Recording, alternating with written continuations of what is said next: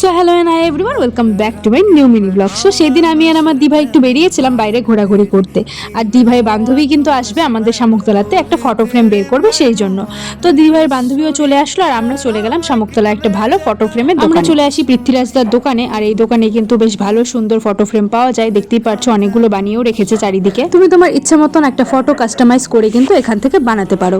আর দিভাইয়ের বান্ধবী কিন্তু এই ফটো ফ্রেমটা বানিয়েছিল, দেখতেই পাচ্ছ ভীষণ সুন্দর ফ্রেমটা। তারপরে আমরা চলে যাচ্ছিলাম বাড়ি যাওয়ার জন্য, আর হঠাৎ করে আমার মনে পড়লো আমাদের শামুকতলাতে কিন্তু একটা নতুন পেস্ট্রি শপ খুলেছে, যেখানে পেস্ট্রি, পিৎজা আরও অনেক কিছু কিন্তু পাওয়া যায়। তাই সেটা ট্রাই করার জন্যই আমরা চলে গেলাম সেই দোকানে।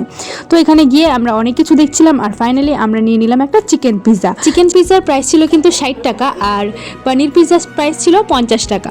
প্রাইস হিসাবে আমার পিৎজাটা বেশ ভালোই লেগেছে, কিন্তু পিৎজা খেয়ে আমাদের মন পোষালো না, তাই আমরা নিয়ে নিলাম একটা পেস্ট্রি, যেটার প্রাইস পড়েছিল 50 টাকা। এটাও বেশ ভালোই লেগেছে খেতে। আর আজকের ব্লগটা ছিল এই পর্যন্তই। তো আজকের ব্লগটা কেমন লাগলো অবশ্যই কমেন্ট করে জানাবে। Thanks for watching.